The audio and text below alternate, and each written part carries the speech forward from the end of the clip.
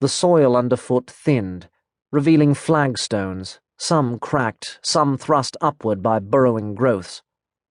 The beam picked out fragments of carved lettering on the floor and a strange little face peeping out from an architrave, its features blunted with erosion, leaving only the bulge of pitted cheeks under wicked eye slits and the jut of broken horns.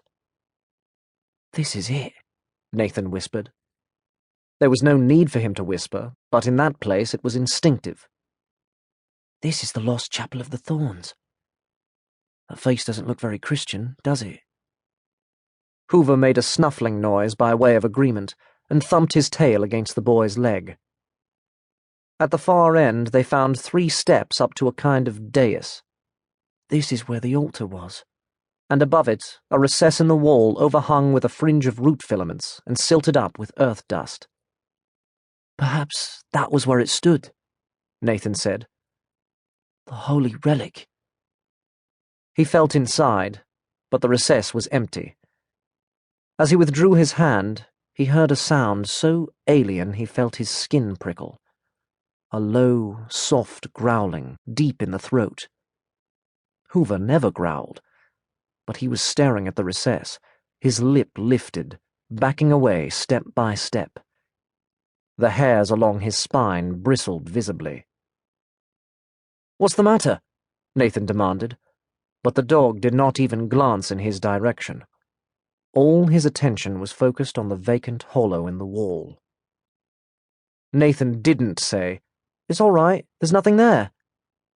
He knew that if Hoover sensed something, then there was something to sense.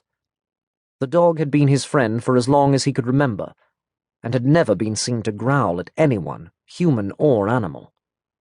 Canine hostilities were conducted in barks. He had always seemed to be the sort of dog who was good with small children, did not bite the postman, and would deal with a burglar by licking his face. But he understood everything people said. Nathan was sure of that, and would follow him into every adventure.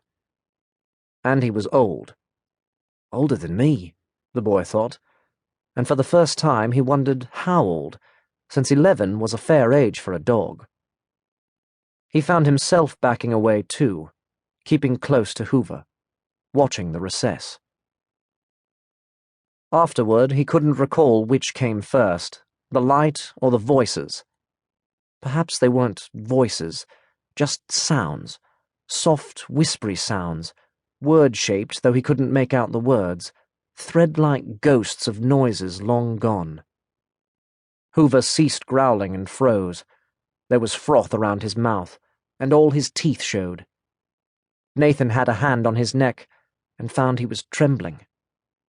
He had switched off the flashlight, and they were both staring at the light, a tiny green mote that had appeared in the back of the recess.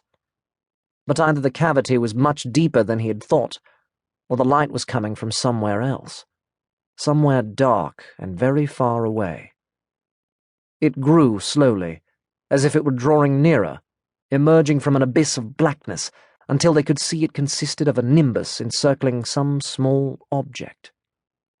The whispering increased, becoming a chorus of hissing murmurs, and now Nathan could make out the words, or rather a single word, repeated over and over again. He thought it was Sangreal, but the voices were so blurred he could not be certain. His heart was beating very hard, bumping against his ribs. His bruises were forgotten. The green halo filled the hollow and spilled over. The object within it seemed to be floating, not resting in the cavity. A cup or goblet with a short stem and a bowl as wide as it was deep. It looked as if it was made of some greenish stone, polished to a metallic luster, or even opaque glass. There were designs engraved on it that appeared significant, though what they might signify he could not guess, and here and there the gleam of furtive gemstones, but all green. He found he was drawing closer, or being drawn. His body seemed to have no will in the matter any more. Now he could see inside the cup. He had expected it to be empty, but it was full, almost to the brim. In that light the liquid looked black, but it wasn't. It was red.